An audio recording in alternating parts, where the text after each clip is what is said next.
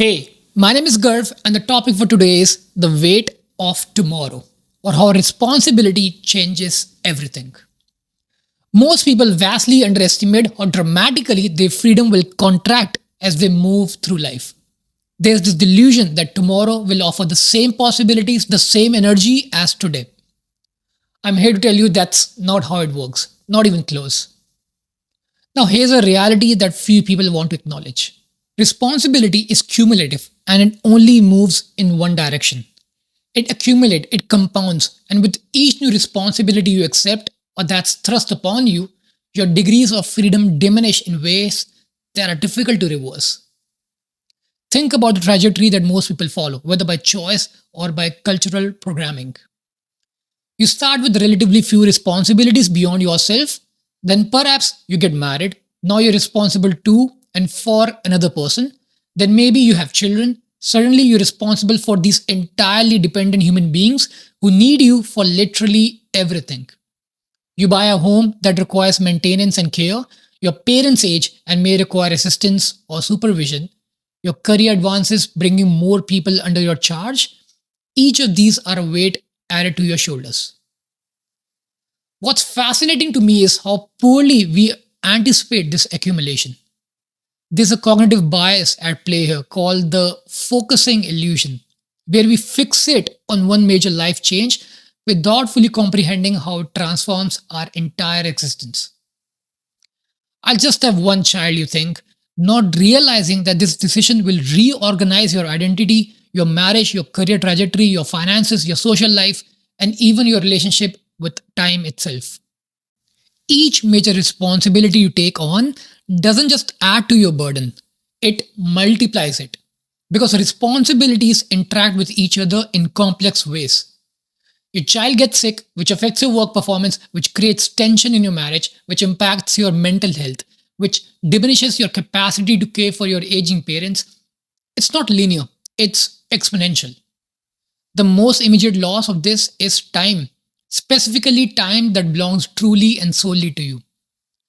There's a difference between the time freedom of someone with minimal responsibilities and someone carrying the full weight of adult obligation.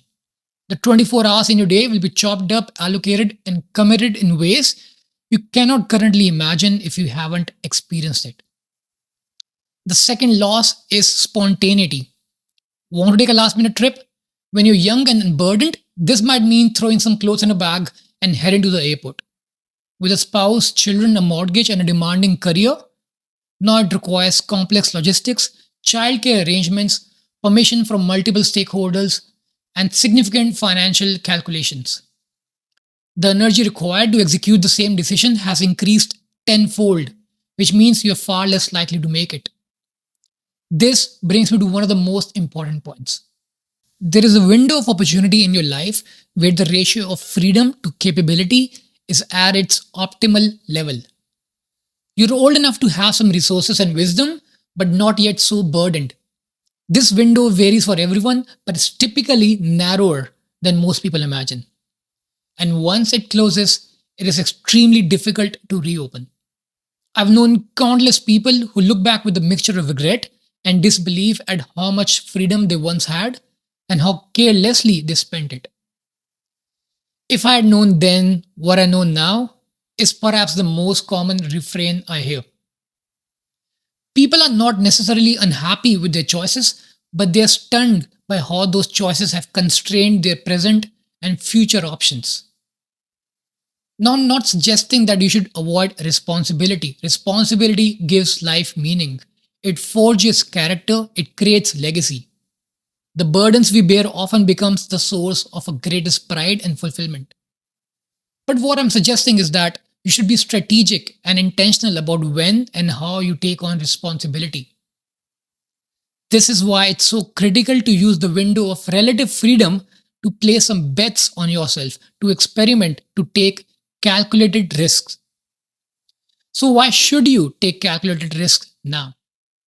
The calculus of risk changes dramatically when others depend on you.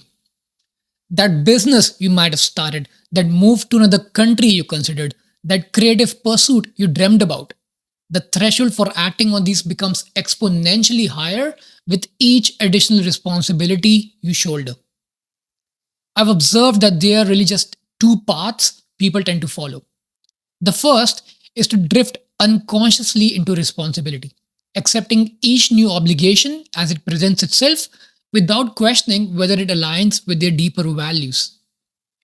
These people often wake up in middle age feeling trapped, wondering how they ended up with a life that bears little resemblance to what they actually wanted.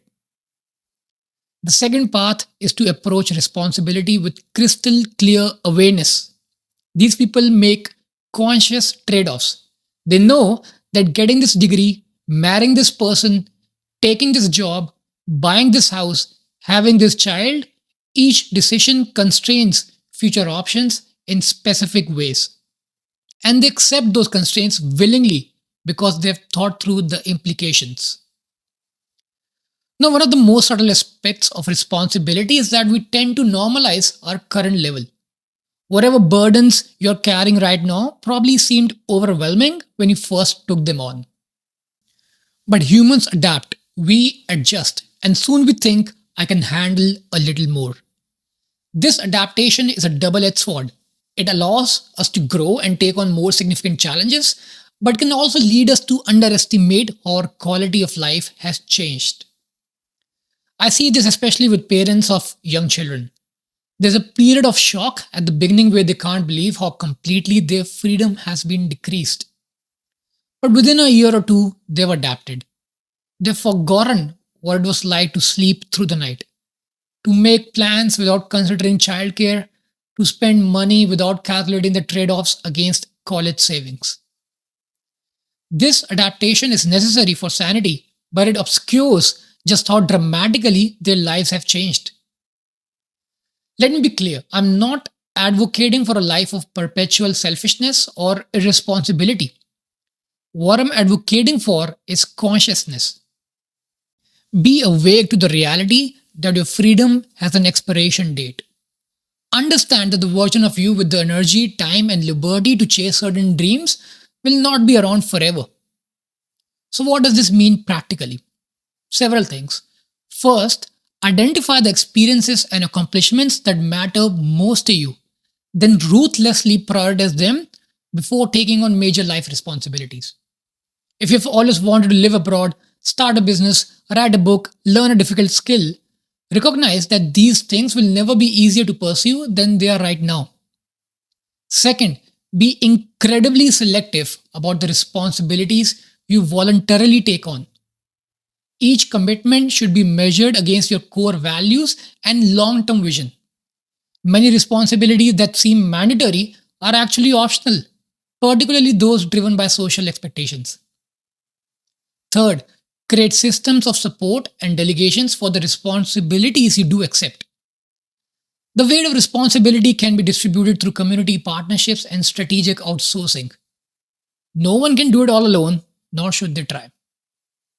Finally, make peace with the reality that certain doors will close as we move through life. Some experiences are time limited, available only in specific seasons. Accept this without resentment. Focus on what's possible in your current season and remember that each responsibility you have accepted was at some point a choice that reflected your values. So, what do you think about this topic? Let me know in the comments below and please like this video and share it with someone who you think might benefit from its message. Thank you for listening. See you in the next one.